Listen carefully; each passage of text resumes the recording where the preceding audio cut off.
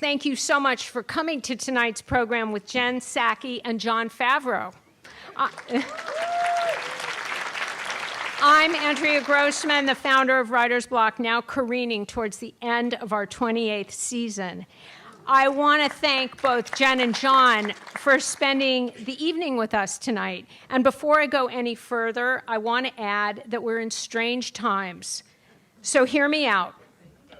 Writer's Block is and has always been committed to civil and lively discourse. Harassment and disruption are affronts to expression and to writer's block. So we are committed to ensuring our events are free of such behavior. If we see any abusive behavior or behavior that we think makes our guests feel unsafe in any way, we retain the right to remove offenders from this space. What a way to start, people, but thank you for abiding by this code of conduct. So behave. You look like an unruly crowd, but I trust you. Now for tonight. White House press secretaries often deal with a diverse and sometimes boisterous bunch of journalists, and these press secretaries represent the voice and face of the president. Press secretaries need to be as knowledgeable as the president and possess as much relatable intel as all of the cabinet members combined. And they need to be able to convey exactly what the administration wants to convey. That can be tricky. As President Biden's most public-facing staffer, Jen Psaki's control of the narrative was second to none. In that position, she was direct, brilliant, and often utterly hilarious to the more craven people she had to deal with. In her new book, Say More, Jen weaves her remarkable career thus far into personal life and professional goals, while filling us in about her work with John Kerry, Barack Obama, Joe Biden, and her colleagues within those campaigns. As in her appearances at the podium in the White House press room, she gives us a straightforward and often really, really funny account of her varied and exceptional experiences in contemporary American politics. And more than just a memoir about being in the room where so much happened, this is a wonderful book about connection, about professional and personal connection, notwithstanding inevitable occasional discomfort. Jen wasn't the only one in the room where so much happened. John Favreau was President Obama's speechwriter, and what a speechwriter he is. We remember certain presidential speeches for a variety of reasons, some better, some fabulous. And we remember so many of President Obama's because they were magnificent.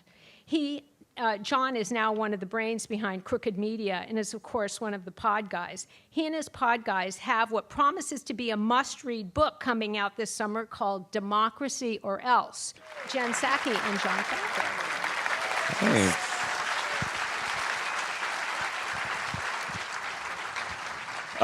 This is fun. I know. I think we should acknowledge we've known each other for 20 years. 20 years. A little over 20 years now. Yes, and our mutual friend Katie, who's here with us, was saying in the car earlier today that it's like we've been having this political conversation for 20 years. For 20 years. It's just going to be continuing. I think some things have changed, though, a little bit over the course of time.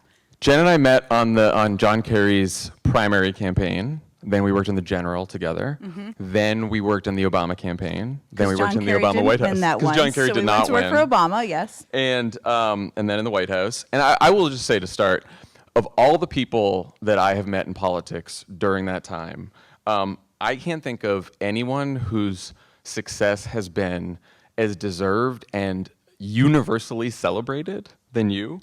And I think it's because, yeah. Thank you. And I think it's because of how hard you work, how much you try, and how much you genuinely care about people. And you are the rare person in politics who've become wildly successful while still being just a fundamentally decent and wonderful human being. So congrats on that. Same to you. I just say I know the Pod Save guys. People are like, really? Like, I do. So when you said you were going to write a book, like I knew you would never write a tell-all because that is like so not like you. But what made you want to write a book about how to communicate better? I think when I left the White House, and we've both experienced this, you kind of have this opportunity to take a deep breath for a moment, right? You sleep a little bit, you see friends and family, and I thought a lot about the book that I would want my kids to have when they're old enough. I mean, they're 8 and 6. My 8-year-old is very precocious, so she has read like half of this book. She's searched for her own name in the book. I know. Oh, wow. There is a tooth fairy story in the book that my husband and I are like a little stressed out she's going to reach, but she seems to be moving around to the parts where she's mentioned. But what is the advice I would want to give to them? And I also thought about what book I would have wished I would have had when I was in my early 20s, because I think you just learn so much throughout your career, and you make mistakes and you screw up and you wish you would have done things differently. And so I really wanted to frame it through that. What book did I wish I had when I was starting in my career, when we were on the Kerry campaign? When we were on the Kerry campaign, by the way, this is not in my book, but we got to know each other in part because the entire staff of the Kerry campaign was fired, and we were both in our early 20s, and I was in Iowa and John was in Washington, D.C., and I remember a day where I called him and I was like, are you in charge now? Am I in charge? Should we be alarmed by this? Because everyone just quit or got fired. Everyone quit. So that's how we got to know each other, but it's really that period of time where you're uncertain. You don't know what the political world is like. You feel imposter syndrome is an overused term. I still have it sometimes to this day. Mm-hmm. And you feel all of those feelings. And I wrote the book kind of to that person. So after we met in the primary, and you write about this in the book, we were in the general election. We were backstage at the 2004 convention. And we were tasked with prepping John Kerry's daughters for their convention speech. And during this moment, I will say, was the best convention speech ever delivered by a candidate in history. That was, of course, Barack Obama. And where were both of us? We were backstage litigating a fight between two sisters over who would introduce John Kerry at the convention. And because who would do it first? Because they were both going to speak. Yes. But then they both wanted to be the last one to speak because then they got to introduce their father. And this should have been taken care of like way higher up the food chain. Yes. And then like everyone just left me and Jen with Alex and Vanessa, and it was a big fight. It was a big fight. It was like maybe physical, I think, but as sisters can be, I suppose. But yes. It's funny because when I read that story, I was like, I didn't remember that I didn't see Obama's speech. Yeah, yeah, you did. Like it's like I just remembered that now. The other thing I didn't remember when I read that story was the very funny story about when you met Obama for the first time a few years later. Can you tell that story? Yes. So Barack Obama had given the 2004 convention speech, amazing speech, made me want to work for him. And in 2007, you were already working for him in the Senate campaign. You had some foresight of what his potential was, shall we say.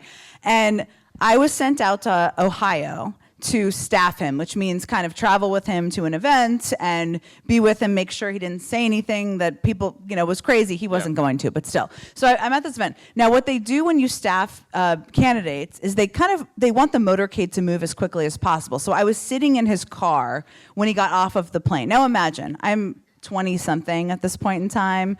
Barack Obama, who's already given this convention speech, he's already a larger-than-life person. He's written this amazing book. He's getting off the plane, and I'm thinking to myself, okay, I have to say something cool or something.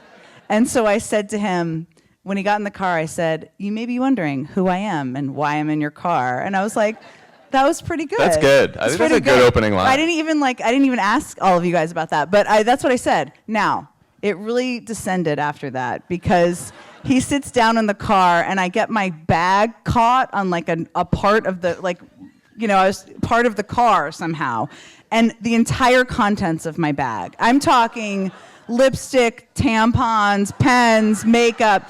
It's like on his lap. Now, yes, this is my first impression. He's an incredibly cerebral guy, and he's an amazing boss. I mean, we both worked for him for so many years. But it was one of those moments where I thought, this is it. He's going to say, please don't send that person out to work and staff me ever again. Now, of course, I worked for him for 10 years and traveled to like nearly every campaign event he ever did. But that was the first meeting I had with him. That's a tough introduction. It's a little tough, right? But he's like, I'm sure he gave you the look that's like, are you serious? But he's very nice about it. Yeah. Right? He's sort of like, he was like, what's going on? okay then, Jen. And he's like picking up my lipstick and all the stuff. And I was like, okay. I'm just going to move on. Yes. You mentioned having imposter syndrome, which I 100% relate to. How did you go about taking the advice that Robert Gibbs gave you, that he also gave me? He gave you the same advice? When I read that in the book, I was like, Gibbs said the same thing to me, Yeah. which is act like you belong there. Yes. It's hard. It's easier said than done. It's really hard, and I think we both kind of transitioned into these jobs where all of a sudden you were in these like leadership strategic positions, but the president had met you when you were much younger. So it's a transition that is challenging. And for me, in the early days of my time working for President Obama, I mean, we worked for great bosses: Gibbs, Axelrod, Dan Pfeiffer. Yep. And I always felt a comfort place, and there's a gender aspect of this, but maybe not entirely, where I was like, I'm going to just be the person who helps prep them for the meetings and who just follows up and does all of the to-do list things, and I'll be the organized, calm person. The problem with that is it doesn't really position you to be a strategist, right? And to be a person in the room that important people are looking to. And for me, I was forced when I had left the White House because I was so tired. I remember kind of walking out of my apartment in Adams Morgan, and it was like a sunny day in May, and I like couldn't even see the sunlight. I was so tired. I left. I came back 6 months later, in part because David Plouffe called me, and first when he called me, I was like, oh my God, I'm in trouble. But then I'm like, wait, I don't work there anymore. I can't be in trouble. So it was like this confusing thing. But I also watched the entire series of The West Wing. I'd never seen it before. It's so amazing. I watched the entire thing, like through the end, okay? Through President Santos, like every moment. And I was like, I have to go back because the best moments are like that. Yeah. But anyway, to answer your question, I was hired to go travel with President Obama on his re-election campaign and to do this briefing with Jay Carney every day. And I was like, how am I going to convince President Obama that he should listen to me about the political campaign and advice and guidance? And I asked Robert Gibbs this, and he said, I can't do his Southern drawl, but maybe you can. No. He's like, just act like you belong there, and you do. And at a certain point, people will believe you. It's very simple, but I found it to be very easy to apply, and it's true, right? You've never done anything until you've done it, right? Yeah. And so that was a real transition period for me with President Obama. And it was a real lesson to me in general in terms of what role you can play advising not just a president, but a person who you're working for, who wants your advice, doesn't want you to always say, yes, you're great, you're amazing. Nobody actually wants that. They want you to give them candid advice. There's different styles with different people. I talk about that in the book too, but that was a real change moment for me. It was hard because, and you and I both had this experience when we got to the White House when Obama won, which is like we're in the middle of a financial crisis. You were dealing with Treasury in the press office. Yeah. And I had never taken an economics class and was writing speeches about credit default swaps. Uh-huh. And it's like, and like, this is like the conspiracy, by the way, of like what people think happens. I don't know, this credit default swap thing. True. I just like Googled it. Yeah. And we're kids at the time. Yes. And then like, Larry Summers is telling us to do this, and Tim Geithner's telling us to do this, and you're like, well, you've had tons of experience, and it felt like you shouldn't be in the room. Yes. And then when Gibbs said that, you're like, oh, I'm not in the room because I know anything about economics. I'm in the room because someone thought that I could like channel the president's voice on this. Yeah. You're there because you like know how to translate it to people and can talk to, right? Yes. Like, and so you just have to like have that confidence, but it's a real hard confidence. It's hard to get that confidence. Yes. Recognizing your role in the room is a huge challenge, and it took me definitely a period of time. One piece of advice you write about in the book that I still have trouble with is giving direct feedback. I'm not good with conflict.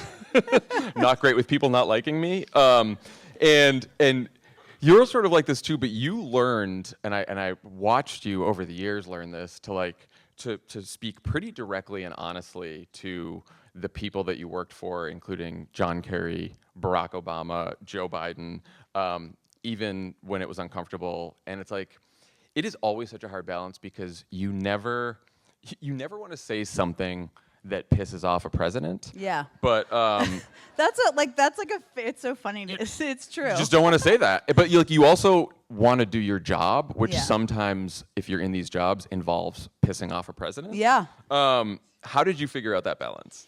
Oh man, I struggle with this too, and so I really was the recognition that I was not serving people I worked for if I did not give them candid feedback. I mean, I tell a lot of stories about this in the book, but one of the ones I tell, I mean, David Wade, who is one of the, he was on the Kerry campaign with us too. He didn't get fired. I was his intern. He was the But he was John Kerry's longtime communications director, longtime chief of staff. And the point is, he knew him quite well. And when I was working for Secretary Kerry, when he was Secretary of State, for the first several months, I was learning foreign policy, but I also was learning him. And my feedback was along these lines. Well, sir, that's not exactly our position, but it's going to be fine, you know? It's like, okay. So, and then I would call our friend Ben Rhodes and be like, we have a huge problem here and we've got to fix it. So that was how it would go sometimes. Now, David Wade came with us on a trip. It was to Japan. And John Kerry gave a press conference and he said something about defending Japan with military assistance, which was not the U.S. position, okay, just to give it. And John Kerry's like starting wars in Japan now. Yeah, he's like, yeah, of course we'd send some military. Anyway, I knew in the audience, as I was sitting there, like, that's going to be a problem. And you're kind of paralyzed. And so at the end of it, I was thinking, I'm going to say to him, sir, that's not really our position, but here's what we're going to do, right? So we end the press conference, we go to the green room, or the briefing room, and David says to him, that was a huge, massive fuck up, right? He was like, that was not our position. That was terrible. You're creating a huge problem for the president, and it's going to be a massive cleanup. So good job, sir. And I was like, oh. I was like, You can do that?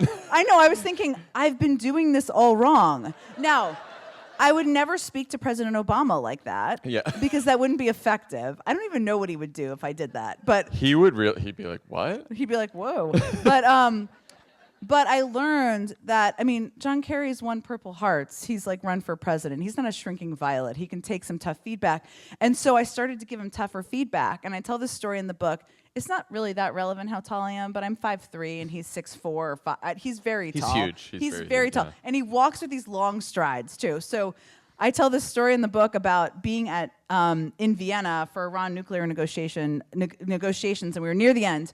But he's an optimist by nature, and he wanted to go out in this press conference and say, we're almost at the deal, we're almost there. And I was thinking, you can't say that. We need leverage in the negotiations. We're not there. We can't say that.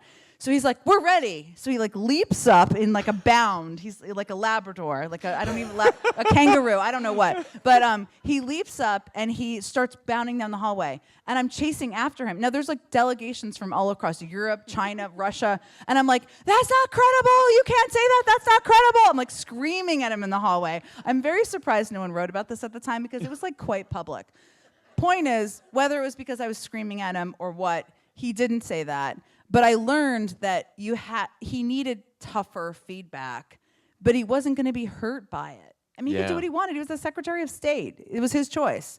But I learned that the hard way. It is. I mean, we've both been in these rooms where there are some staffers who are like, they think their job is to be like, yes, amazing, absolutely, whatever you want to do.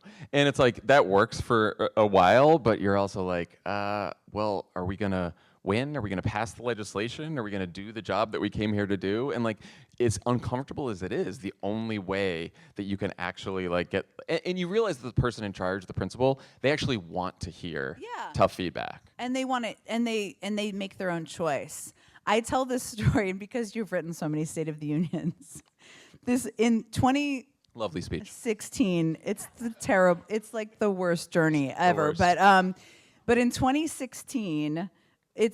Cody Keenan, who's an amazing, beautiful writer, and Ben Rhodes had written the speech with President Obama. We had decided strategically there would be no new policy in the speech because it was the last year, and we wanted to be more big picture, forward-looking. my point of this story is that sometimes you need allies who are also going to kind of like come in and like also share the tough feedback. Yeah. So they had gone through so many iterations with President Obama, and Senator Schumer, great leader, but he, I don't know why I just signed the cross, but that's another story. He's Jewish. It's fine. He's Jewish, it's fine. Whatever, I'm blessing him.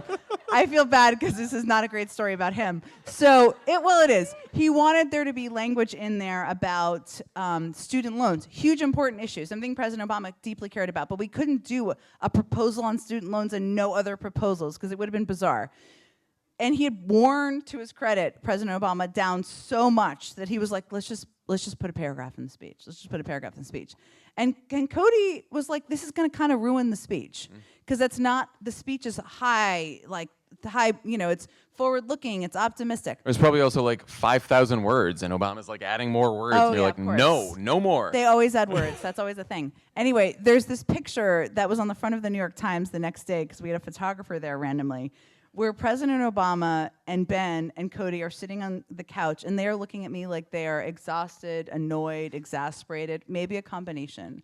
But I was basically saying, if you include this in the speech, I mean, you have to decide, is this your speech or is this Senator Schumer's speech? You know?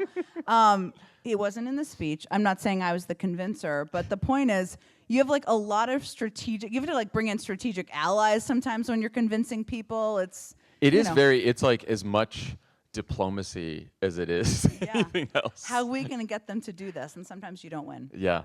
I love that you included a chapter about the importance of preparation because like it may sound obvious or basic, but like in my view, that is almost always the difference between people who succeed in these jobs and people who do not. Like there are a few savants out there, right? Of course. But mostly it is like you succeed because you work your ass off and you try hard and you try to learn everything and you try to read everything and you like stay up late and do the work, and you have always had those qualities like more than most people that I've met in politics. But I cannot imagine how hard it must have been to prep and then actually go do that first White House press conference as press secretary for President Biden. Like, I remember just being nervous for you from afar. I mean, well, first of all, the time, and we all remember this and lived through this, and there was a trauma in the country. I mean, there's a range of reasons for that, but I'm really focused on COVID, and it was just a couple of weeks after January 6th. So in Washington, we were all double masked. We just had multiple tests, and there was a security lockdown, essentially, on the city. So we actually had to meet at the National Zoo to get on buses. Really? Yeah, to get on buses to go to the White House that day. And I did not go to the inauguration because we were going to do a briefing that day, which maybe had been done before, but we had never seen it be done before. But we felt it was important to do it to send the message that like we're returning to a version of normalcy in the briefing room. We want this to be a forum where we take the venom out of it and provide information.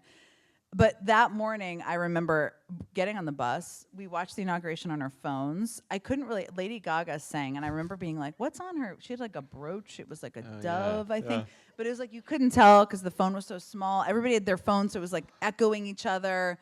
I had so much coffee before that briefing that I actually didn't even sleep that night.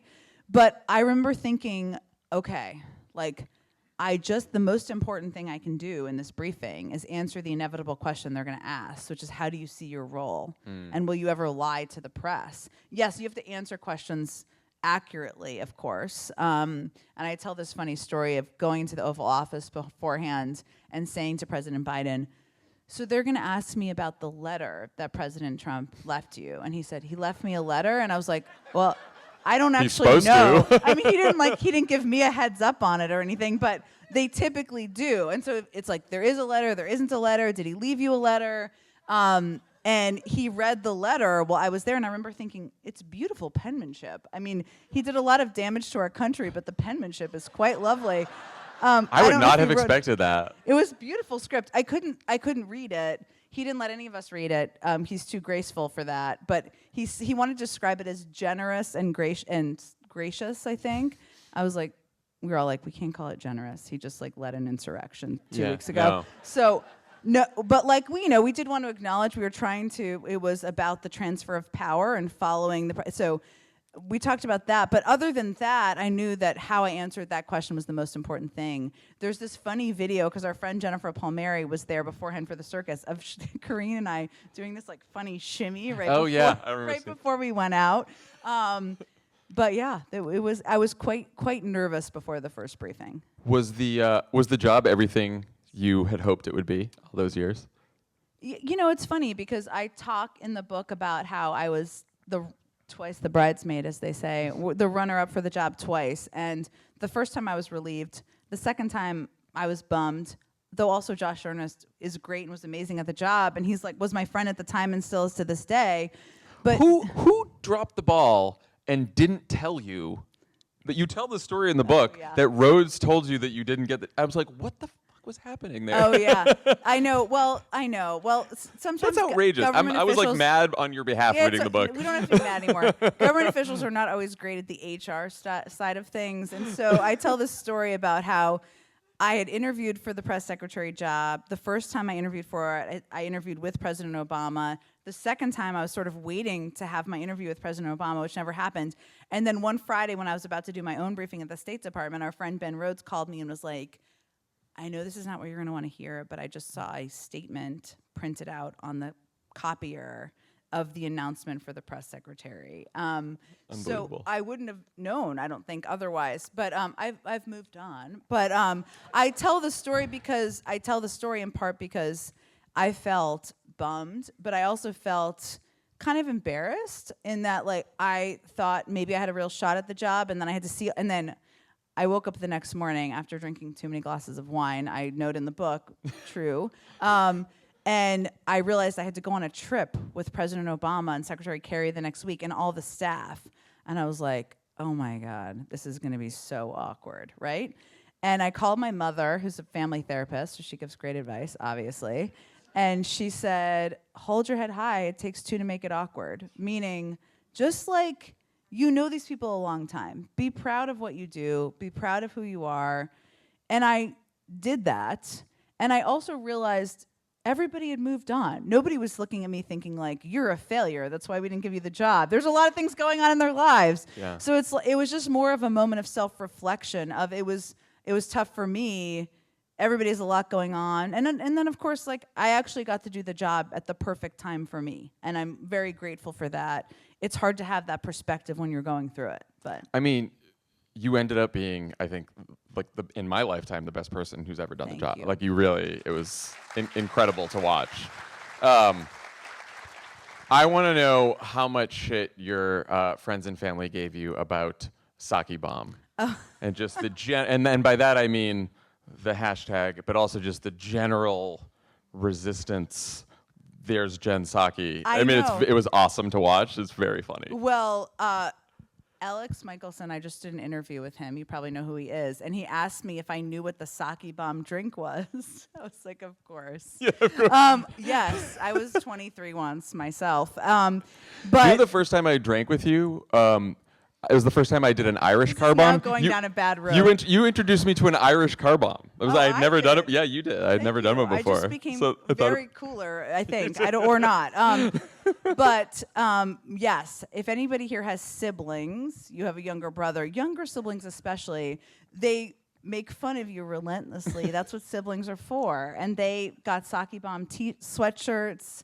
On family Zoom calls, they would be wearing the sweatshirts. So funny. So they thought it was quite funny. It is quite funny. It is. It's yes. good. You got a little fan base. I love it.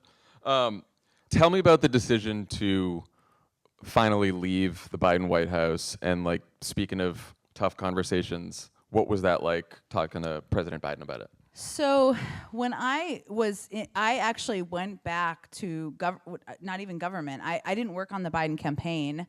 And I, like many people, during the election, I was a contributor at CNN. I was working at the Carnegie Endowment for International Peace. I worked for the now CIA director, who's amazing. But and I felt this move like, if Biden wins, I want to help in some way. I didn't really know what I wanted to do. I did door knock, But I called Jeff Zients, who's now the chief of staff, but he was running the transition. And I said, and the transition is largely staffed by volunteers and people. It's really remarkable. I mean, lawyers, policy experts, all sorts of people. And I said to him, I don't know how I can be helpful, but maybe I could help a person prep for a confirmation hearing, or I don't know, do media training for someone or something. And he was like, great, that's amazing. Let me talk to Anita. He called me back and he was like, how about if you run the whole war room? I was like, okay, which was a whole different enterprise. But anyway, I got involved through that. And then there was one day we were all working from home because it was, of course, COVID. And we were being criticized by members of the press for not doing briefings during the transition. And Ron Klain called me up and he's like, can you just do a briefing tomorrow? I was like, oh, sure, in my slippers in my attic. But I did a briefing, and so I did a couple briefings during the transition. Point is, I never expected to go back to government, and it was a huge gift for a million reasons, including when I left the Obama world, which was his last day in office. I had already felt like I'd had the greatest experience in public service ever. I wasn't hungry for something. I felt very gratified. I just wanted to help during the transition. But this had always been my dream job. So long story short, when I initially talked to Anita and others about the job, it was like, we just need you to come in for need you. I mean, it's an amazing job. It's like the opportunity of a lifetime. But we would love for you to come in for 6 months, 9 months, just help stabilize this, because I'd done briefings for years for the State Department and other places. And, you can help prep the staff and stuff. I was like, that sounds great. I have 2 little kids, Yeah. You're newly 2 little kids. Yeah. It gets real with 2. I know. And but then I was in the job, and then, things kept happening, of course, in the world. And Ron Klain asked me if I would stay through the winter into the spring. It's always an honor to be asked, right? So that's how I ended up staying, probably twice as long as I thought I would stay. It was sad because It's hard. It's a hard it is so conversation. hard because I feel very lucky that I worked for 2 presidents. I mean, in general, it's such a weird thing to say. I'd never been to the White House before Obama won, ever. Same. So to work for who are deeply good human beings who want to do good for the country, and everyone's imperfect. I am, you are, they are, but deeply wonderful people, and it's very hard to walk away from those jobs. Yeah. I mean, on my last day of working for President Biden, I brought him some Grater's ice cream. My husband's from Cincinnati. Yeah, Emily and my Favreau wife, is also from Cincinnati. Yeah, both of our spouses. First of all, it's the greatest ice cream on the planet. I will duel anyone who challenges that question, and it's really good. And I brought him 6 cartons of ice cream from Grater's, and I was like, I didn't really know what to give you. I just felt like he loves ice cream, and he said, "Oh my God, this is my favorite ice cream. I can't believe we haven't talked about it." And he was already late. There was an ASEAN summit, which is a bunch of Asian leaders were at the State Department. And he said to one of his staffers, can I show her the ice cream freezer? I've never showed her the ice cream freezer. And they were like, no, sir. There's Asian leaders waiting an hour for you. You cannot show her the ice cream freezer. There's an ice cream freezer? Well, I think he has one. I don't know. know. I'm sure. Yeah. Well. I know. So it was hard. It was hard to leave. My mother always tells me, and I give this advice to people all the time, you don't want to blow a building up to leave a job, right? It's I felt so honored that I'd served, and it was such a wonderful experience. I could smell the roses more. I just had a different perspective, but I knew it was time. And it was time. I mean, the greatest thing about it was that all of the people that were a part of the team that are now briefing at the State Department and the Defense Department and all over the place, and it's so cool. It is cool. It is very cool. You mentioned having kids in the White House. The thing I have been thinking, a thought that I've had often since now that I have 2 kids, is I could never have done that job. How and I thought about all the people that we worked with in the Obama administration that had young kids when we were in the White House. How did you, I know how you say in the book that you made time for family and then work time, but how did you handle it personally? Did you sleep? Did you ever go on a walk? Did you just sit in your car when you got home and scream quietly in the car? What? I mean, the thing that anyone who has kids knows, and you're in it right now, it is like there are moments in the middle of the night where you're up and your child has a fever, is screaming, is sick, just can't sleep. Yep. And you're like, well, I still have to go through the day tomorrow. I know. There's not an alternative, right? So that was a realization. I mean, I have this very distinct moment of President Obama giving a primetime speech. I don't even remember what it was about, but we were on a prep call, and my daughter, who was less than a year old, had like constipation, and I was like rubbing her belly while on the prep call. I've changed a lot of diapers on calls with 2 different presidents. No one seems to care. They don't know that I'm tracking. Now I'm telling them, I guess. You know, the piece of advice that I got so many pieces of advice. One, though, I will say, when I was pregnant with my daughter, who's now 8.5 and my height almost, I mean, she's like this tall. I really struggled with the idea of whether I should go back and do this job. One, I didn't know what it was like to be a mother, and how could I even do it? Could I do it? I didn't know anybody who had done it in the White House. There were people, I just didn't know who they were. That's changed to some degree, which is really a positive, amazing thing. But Dennis McDonough called me about coming back to be the communications director, and I said to him, and this is about limiting yourself, which I don't think is only women, but I do think women do it more than men. He said, you know, Jennifer Palmieri is going back to the Clinton campaign. The president would love for you to come back and be the communications director. And in 15 seconds, I was thinking, he doesn't know I'm pregnant. I'm going to tell him I'm pregnant, and then he's going to be like, "Good luck with your life." I don't know. And I said, Dennis, I'm so honored you called. I haven't told a lot of people this, but I'm 4 months pregnant, whatever it was. But I really appreciate you reaching out. That's what I said. And he said, well, that's amazing. We'll figure it out. Just promise me you'll think about it, and the president may call you in the next couple days. So, like, I don't want you to be surprised.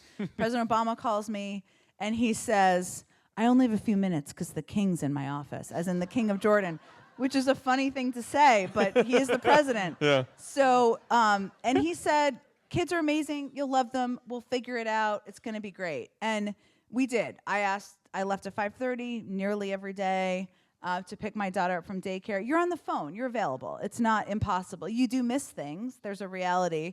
And I remember so Bill Burton, who we both know, a friend of both of ours, he gave me this advice, which he may not even remember at this point in time, but it stuck with me because he said, your daughter, this is part of your daughter's story too. I mean, she wasn't born yet, is that you went back and you were the communications director. And I think about that a lot. I think about that now. I thought about that when I was the press secretary. Part of her story is my story. Her story is her story, but like, I'm a different model of a mom, but it doesn't mean I'm a worse mom. It just means I'm a different kind of mom, and that's okay. Yeah. Right? You know, I left for work at like 6:45, thank you, in the morning, and that's okay. And she's going to read about like your whole career and everything you've done, and that's going to be... No, it's like she really says to my son, because my son was born during the Trump years, and she'll be like, hey buddy, I've met 2 presidents. So, you know, yeah. Hey, buddy. It's kind of a weird brag, but it's a flex. So you and I have both had the experience of transitioning from White House staffers to media roles where we don't have to hide our political leanings. I know, isn't that a blessing? It is a blessing, right?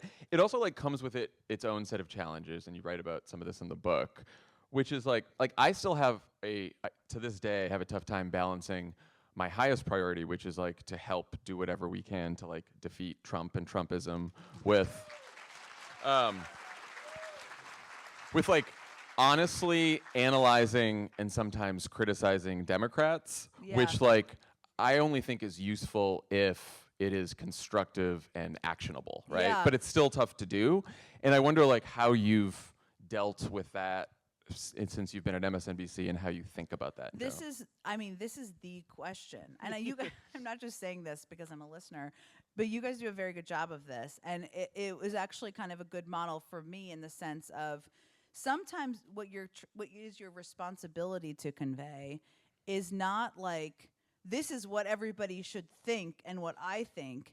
It's like, this is what is going on in the country in some of these races, because we need to have our eyes open to this reality.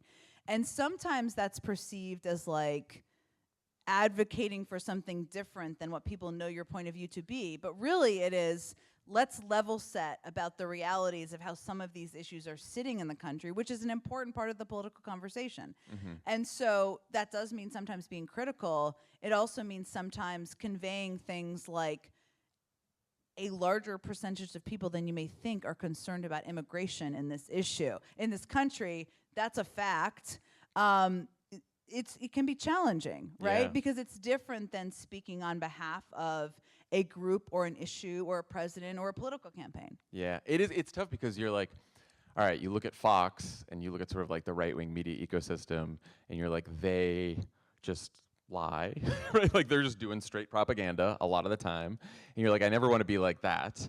But I also, it's like our goal. I mean, and people know, like we're always going to be Democratic staffers, right? Like people know that we worked in the Obama administration, you worked in multiple Democratic administrations, and it's like there's no secret that I like want Democrats to win and want to make sure that Trump and all of his crazy friends aren't in office anymore. But at the same time, you're like, and because I want that so bad, I want to like give people advice who might be volunteering and tell them honest facts. But it's a really tough, it's a tough tricky. challenge. And you also want it, like, you also want people to be alert to what's like some realities of for things. sure.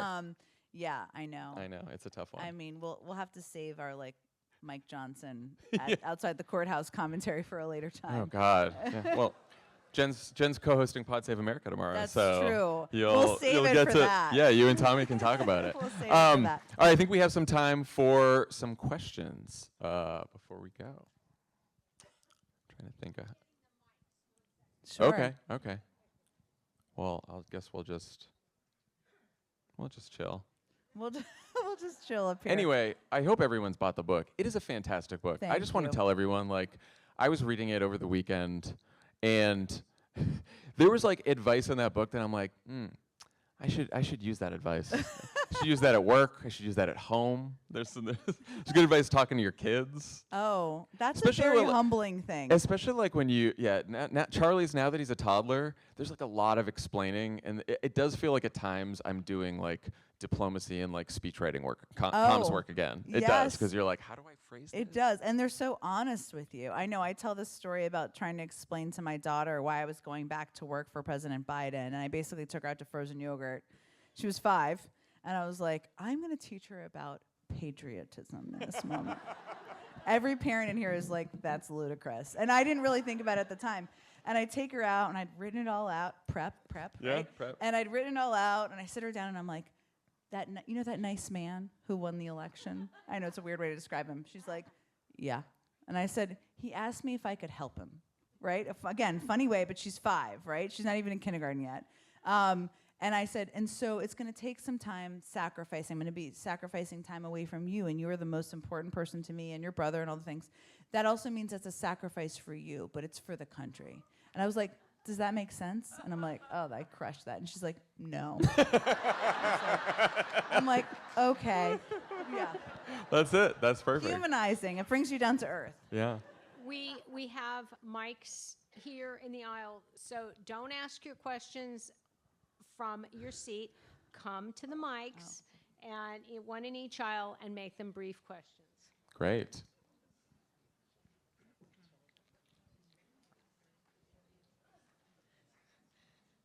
Hi, I'm a rising sophomore in college. I'm a political science student at American University. Amazing. Awesome. Wait, what are you doing out here? We finished last week. I just got home. I should be tracking that. Yes. Congratulations. Thank you. I want to follow a similar career to both of you guys. I want to be a speechwriter and hopefully a press secretary. I just wondered what your best advice is. Amazing. Where do you want to start? I think join a campaign. Yeah. I always tell people that. Yeah, campaigns are like, there's many ways to get into government politics, we'll preface. But campaigns are like dog years.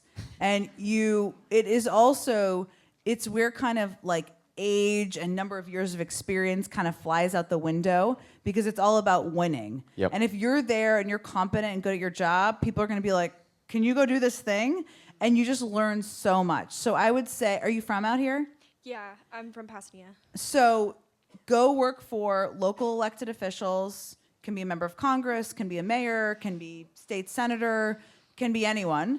I hear there's a Senate race happening here. We got some tight house races, competitive house races all over LA. There's a lot of good ones, and that's what you should do. The other thing I would say is the more informed you are. This sounds quite obvious, but like being a spokesperson or a speechwriter is not just about like having fun, cool lines. It's about really knowing and understanding the issues so that you can explain them. So inform yourself as much as you can on the issues of the day. Also, the be willing to do anything Oh, for yeah. the campaign. The grunt work that Jen and I did on the Kerry campaign. God. I woke up every day at 4 a.m. to send out all of the press news stories. What was it called? Carry forth the news? Carry forth the news. I also did a talking point newsletter. Carry forth the news. Carry forth the news for everyone. Yeah. That was advanced for me. But I got lunches, got coffees. Yes, this is the best advice. I feel like of all the things, forget everything else we said, is like whatever job you're in, just crush the job you're in. It is not more complicated than that. Work your tail off and ask to do more. And I'm gonna sound like I'm 107 when I say this, but like show up to the office because that's how you meet people, mentors, and learn from them and stuff like that. So I know you can work from home. I'm not trying to kill that idea, but like it does help you grow. Go to the office. It does help you grow, and it helps you really develop relationships. So just crush the job you're in. Maybe one day you're going to write a plan on North Korea. Don't tell them about your plan. Just tell them, ask them what you can do to help them. Yes, that is great advice. Thank you. Sure. If you could give one crucial bit of advice to the Biden campaign right now, what would that be?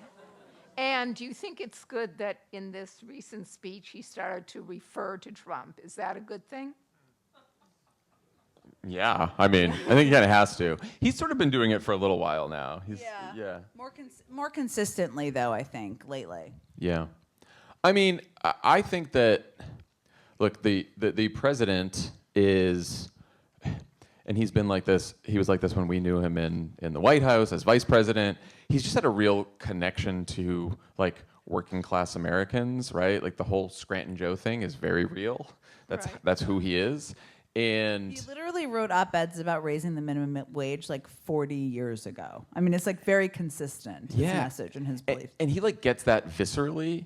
And I do think that as he goes out onto the campaign trail, and it's very hard, as we know now because we're in media, it's very hard to get media to cover economic policy debates, right? And not he should get into economic policy debates, but having some of that populist fervor and seeming like he will run through a brick wall for working class people in this country, and that he is angry about, corporate price gouging and the high prices people are paying and the high costs that people are paying, and that if you send him back to the White House and you send him a larger Democratic majority in Congress, he's going to make sure he can do whatever he can in the second term to build on the first term and lower costs. I think if he does that over and over again and it's really sharp, that would be my piece of advice to the campaign. That's very good. I would say, I'll just add to that. That was good. Yeah, we can clap for that. That was very good advice. I think the event that they did in Wisconsin last week was a pretty good model, and here's why. Because they went somewhere where Trump made a promise and he failed. And you need to, the only way to get things covered right now is just we can have a whole discussion about the media ecosystem and how sick everybody is about talking about the Trump trials. Very sick of it, but it is a historic moment. We need to cover it. But that was good because it had edge to it and conflict. And unless you have that, it's very hard to get covered. It's not just this year, though. That was true. Always. 2016, 2012, 2008. You need to have sort of edge. You need to kind of make it a conflict. So that was good for that reason. So more of that. The other thing I think that was good that they did and they need to do more of is the Howard Stern type of interview. Because, right? It was great. And there are not 1,000 Howard Stern options out there, but what the value is of something like that is that it's not just people who are clicking whitehouse.gov, or listening to Pod Save America or watching MSNBC. If those people are not voting for Joe Biden, there's a Bigger major problem. Yeah. But but it is more expansive than that. And when you're in the White House, you really, and on a campaign especially, you really have to think about how you reach a broader swath of the country that is not as attuned as everybody in this room probably is. So more things like that, I think, would be good. That was two pieces of advice. I cheated. Love that. Hi, I'm here with my friends. We helped turn Orange County blue in 2018. Nice. Amazing. That's great. Good work. I want to give my friends a little shout out. My question is, Jen, you were amazing at like balancing like your desire to be snarky to Peter Doocy and like actually like keeping him in check with those unserious questions. But recently we've been hearing that Pluff is doing this podcast with Kellyanne Conway. At what point are we kind of like overstepping that balance and platforming somebody who lies? You got that question. Do not direct that to me. I know. It's here's what I think. I think that more Democrats should probably do Fox. I'm not of the belief that we should eliminate them from or pretend like they don't exist. They exist. Just like I think people need to communicate across social media platforms, even though they're corrupt and a challenge in a million ways. Corrupt isn't the right word. They're disinfo forums in many ways. Pluff is like an amazing, brilliant strategist. I have no idea why he's doing a podcast with Kellyanne Conway. I don't know. I can't even explain that to you. It feels like he's inflicting punishment on himself. On himself. And I was like, what? You don't have to do that. Because he's like in the political strategist hall of fame. I mean, I think like if he called us up and like asked us to do something, I'd be like, yes, sir, I'll do that. 100%. Even though that's not what we do anymore. I don't know. I can't explain it.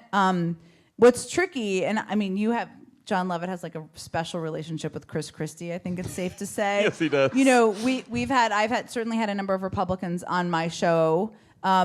It's like, where is the line? The line to me is people who agree that the 2020 election was won by Joe Biden, who the country voted for, right? Yeah. That, and if you supported an insurrection, I'm sorry, there's like no place for you here. But like, it is hard to figure out at times, like, there are some Republicans you should have conversations with. I don't know why he's doing the podcast. I don't know, has there been an episode that's come out yet? Not yet, no. I mean, for me, it's like, I don't worry as much about the platforming thing because I think like, everyone, all the bad people, all the people that we don't like, they're going to have platforms. They're going to be everywhere. It's whatever. I think it's like, is it going to be a useful conversation? Because I do think... Is it valuable? Is it valuable? Because I do think, and I feel this sometimes on Pod Save America, and like, we've had Republicans on, but they're Republicans who were never Trumpers, like Chris Christie and Liz Cheney and stuff like that. And everyone's always like, would you have a Republican on who was like a Trump person?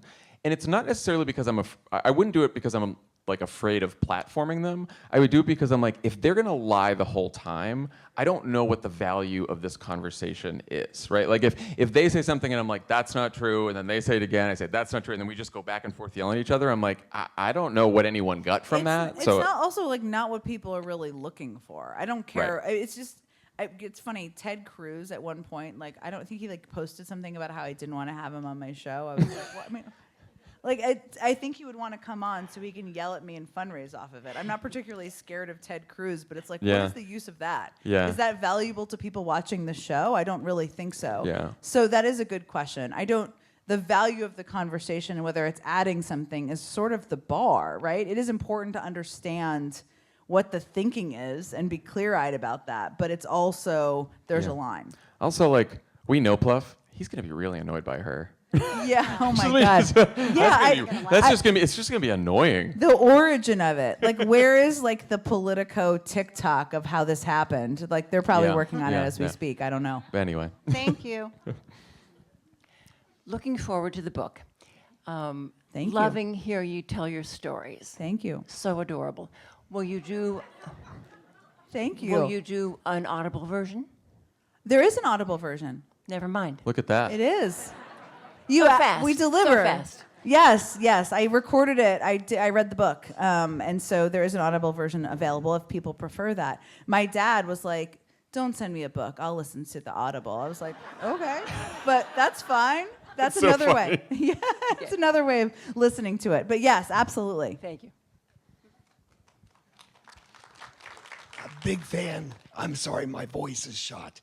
Big fan of you both. When I saw that you were coming, I bought tickets that night. Thank you. With everything that one side is doing right now to make sure they win the election, does the Biden administration, are they prepared for everything that's going to happen during the election? Because it's going to come down to who records the votes and who counts the votes. Yeah.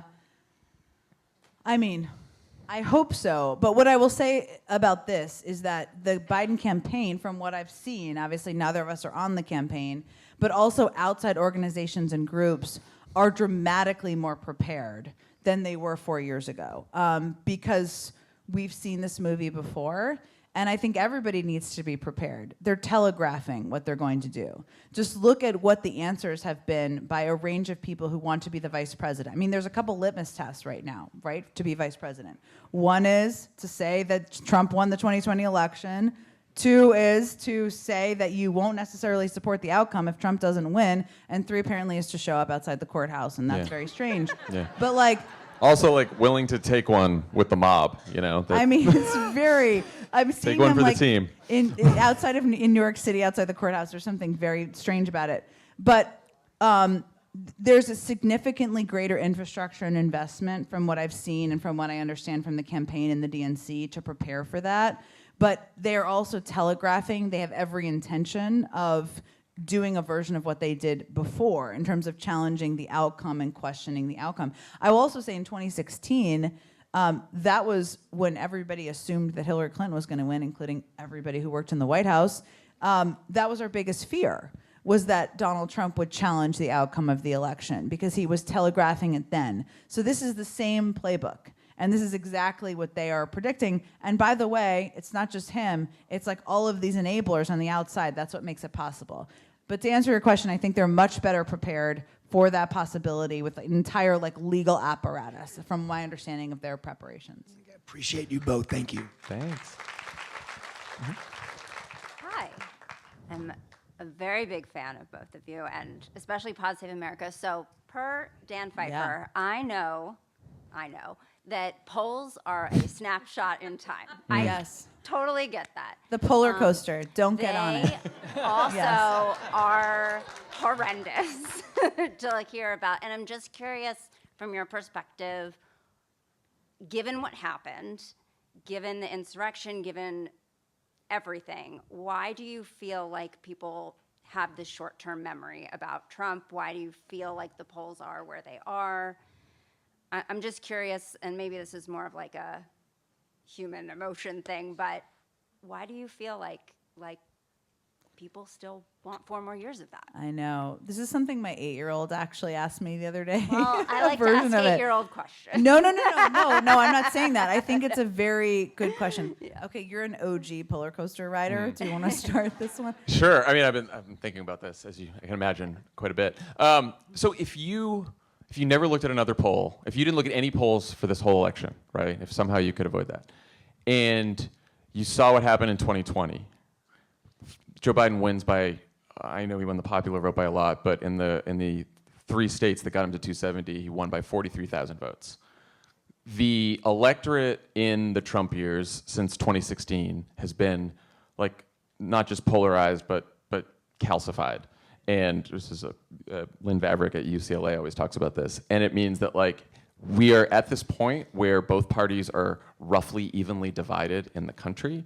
And because we debate in these campaigns not just like the size and role of government like we did in the 2012 campaign, but like identity inflected issues, it becomes much more difficult for partisans to switch sides. So now we have this like very close, evenly divided electorate, and we saw it in 2016, we see it in 2018, we see it in 2020, 22. And so like even if you didn't know anything about what was going to happen in 2024 and didn't know any polls, you'd know that it was going to be an extremely close election. If you add on to that, and this is when you talk about like things that we've all memory hold, I've been thinking about this. Like, we all went through COVID. We all went through this pandemic. And I think when you go through, like, when you go through a traumatic experience, sometimes it's like, it stays with you for a while and you don't want to think about it and talk about it. I think we have been through like a collective trauma with COVID. And now that we're over the worst of the pandemic, we're all like, I don't want to go back there. I don't want to think about it. But there is this sort of like malaise, this like funk that the country's in. And I think that even though Joe Biden and Kamala Harris came in and they pulled the economy out of recession and they got inflation coming down faster here than all around the country and stuff like that, there is just like something that's been a little broken in the country. And I think it's economic, I think it's social. And so I think that people are feeling sort of bad. And when you're feeling sort of bad, you blame necessarily the incumbent president. And I also think that like Trump hasn't been in people's faces as much as he used to be. And so the hope is, as we like get into it, more people start realizing like these are the choices, and I don't need another 4 years of Donald Trump or whatever. But I think even in the best case, like this is going to be a race that is decided with like a couple thousand votes in the same swing states. Like I don't see this as a blowout on either side. But I don't know. I don't even know, unless the political climate changes dramatically, there'll ever be a Reagan-Mondale situation. Again, it's just not where we are. Yeah. I don't have much to add, but I would add that one of the things the Trump team has done effectively is tap into this nostalgia to the pre-COVID period, which is not accurate in terms of like the economic trends. But when you're explaining economic trends, you're not winning on the message, right? Yeah. And they've tapped into people's emotions, and his consistent message from 2015, as dangerous and damaging and untruthful as it is, has been tapping into people who feel aggrieved, right? A lot of people feel aggrieved. The institutions, the system has let them down, right? And there was actually an interesting piece in the Times this morning about the impact of kind of high interest rates, right? And the impact of inflation. And it really, this is very obvious, but like the people it's impacting the most are also the people, there's an overlap of those people who are not saying they'll support Joe Biden, even if they support his policies necessarily, right? Lower income, communities of color, a range of diverse range of populations, but people who have credit card debt, who are paying paycheck to paycheck, and who are like, my interest rates are so high, the economy sucks, I don't care about the GDP, right?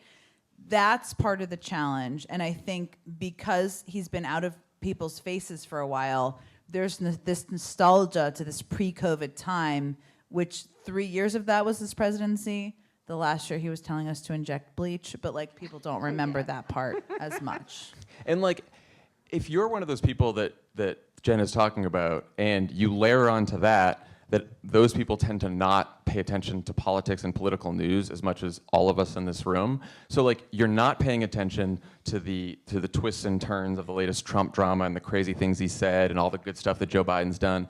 And so you're not really tuned into the news, and all you're tuned into is when you go to the grocery store and prices are higher, and then someone's like, yeah, but your wages have caught up with inflation. You're like, okay, asshole, but it's still really expensive to buy this meat. So like, if you're that person, you're gonna be pretty grumpy. And I don't think that means that like Biden has lost those people. I just think that, and the campaign knows who those people are, and they have the money to like go after those people and like convince them with ads and all kinds of other stuff. But like, that's why I think we're in this sort of this political environment right now. Cool. Y'all are awesome. Thank Thank you. Hi. Hi. I skipped my Venezuelan studies class to be here tonight. Wow. Thank you for that, I think. I listened to your book on a road trip Sunday. Thank you. That would be something that I would do in a second. Yeah, I don't know enough about Venezuela. My question has to do with advertising, and I see commentators saying, well, the Democrats just aren't getting their message out, and Biden's done so much. And I think there's so many creative types left of center politically. Why can't they be more effective? Or has Trump so turned everything on its head that it's just a different world in terms of advertising and Yeah, that's such an interesting question. I mean, I think the Biden team spent tens of millions of dollars on economic messaging. A lot of it was driven by telling the story of their accomplishments. I think when people complain, at least to me, it's like it didn't make a dent in his economic approval rating, right? I think their objective with that, if you're sitting on the campaign, was to try to kind of even the playing, or just make up a little bit of ground in terms of the approval rating. But part of the challenge is a little bit of what we've been talking about is you can't tell people what they think or how they feel on economic issues. And it's more about making the argument about who you're fighting for. This was, Obama's message in 2012 was a little bit like, I know things are not quite where you need them to be, but give me 4 more years and I'm going to fight harder for you than the other guy. It's a little bit like that. There are a lot of other dynamics in this race, no question. But I think that's why the Wisconsin event was good, and more events that have a little bit, and advertising probably too, that kind of like edgy contrast that's more about emotional heartstrings than it is about accomplishments is probably better. They have, creative type, I'm sure. I don't know who's doing all their advertising. If there are creative types in the room, we are in LA. Maybe you're here. Yeah. Help them. Do ads on the outside. I don't know all the things you can do. Right. Okay, but you had another part of your question. No, just the Lincoln Project has come up with some pretty impactful pieces. Yeah. So that's something. The challenge there too is there's like ads that we all find Appealing, like interesting theirs. and appealing, Yeah. and then they're testing their ads, right? And so you test an ad, it tests well, and you're like, this is good. And sometimes they really are effective, and they might not be interesting to us, but they're effective. I also think that in general, we've done this for years, like the larger Democratic establishment and the ad making, you could use some more creativity. And I think partly it's because I think you didn't need to like years ago, but right now, because the media environment's so fractured and because people are like getting their information, not just news, but media from like a million different sources, it's like a war for people's attention. Yeah. And I do think you'll need ads, and I bet we'll get some of these as we Yeah. get closer to November. You'll need ads that really grab people's attentions. I think a lot of the abortion ads that the Biden campaign has done are like that. Those are probably the best ones I've seen, where they're using people's personal stories that are incredibly powerful. I mean, you remember them, you think about these people, right? So on the economic front, it's a little different because the story is a little bit different. But on the abortion ads have been a good, effective model. For sure. It's the Maya Angelou quote, how they make you feel. It sticks with you. That's right. I use that In quote your in my book. book? Yeah, it's true. True in advertising, true in fundraising, lots of things. Last question? No, you're the last question. I was going to say you look familiar. Yeah. I just looked over. I saw your body. First of all, Jen, I'm going to just tell you after this is over, I'm going to fire up the Zamboni. Does that mean something to you? Oh, well, yes, because that's what, I don't know if this is what Chris Hayes' team, do you know Chris Hayes' team? That's what I his team- do. I many years ago worked with Brendan, actually. Oh my God. Okay, so just to bring people up to speed who are like, what is happening right now? So Chris Hayes, who is of course a host on MSNBC, great, amazing, and when I fill in for him a lot when he's out, and he has this great producer, senior producer on his team, who when you're kind of like getting ready to kind of finalize the plan for the show, he says, let's fire up the Zamboni, and everybody kind of rolls their eyes like it's like a dad joke, but it's a thing he says. So I was like, wow, what's happening here? But yes, Brendan is great. And I taught him many of those dad jokes. You did. You taught him well. Well, He's great. I worked with him in Secaucus when MSNBC was in Secaucus. So you taught him well. He's a huge success and a great producer. He's a great person, great producer, absolutely. I just have a couple quick questions. Sure. If for both of you, Sure. actually. You mentioned earlier about faking it.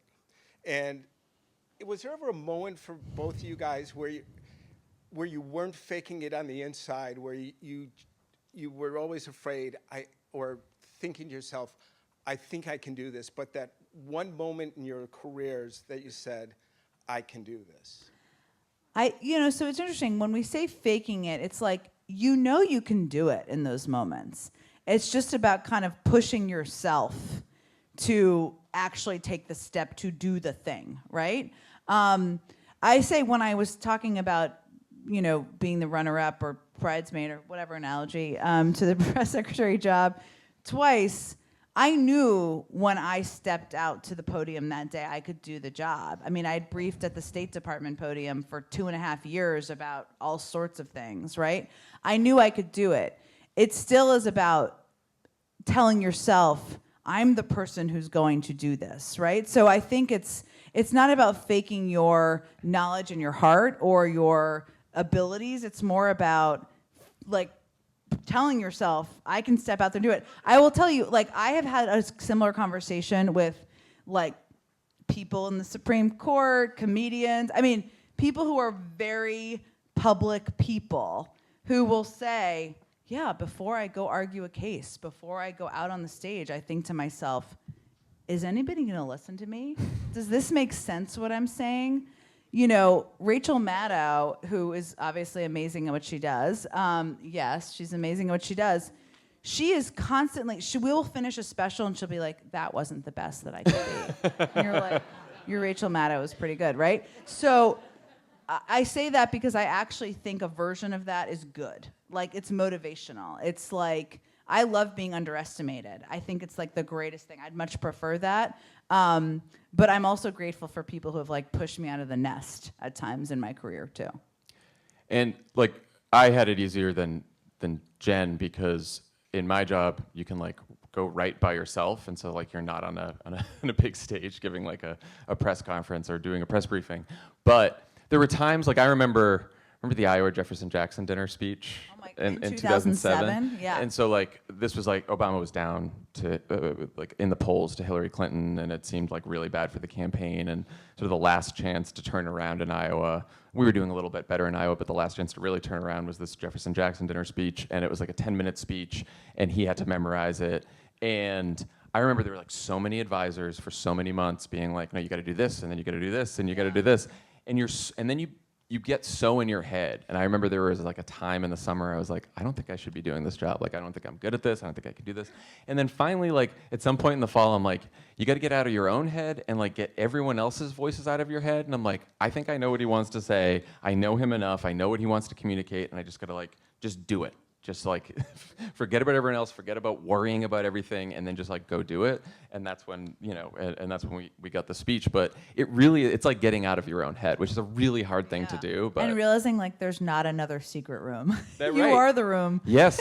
Yeah. Like you are navigating the things. You know what I always the memory I have of that is the first week we were all in the White House in 2009. It was like the end of the first week, and like Obama invited all of us up into the Oval. Remember that? All of us on the comms team. There's a great picture of all of us. Yeah. Katie's in it too. Katie ML's here.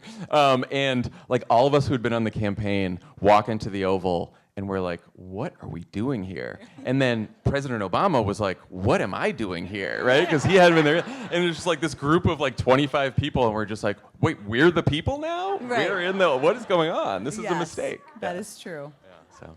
That's heartening. That's heartening to hear. Thanks, everyone. Go by, say more. Thank you, John. Great moderator extraordinaire.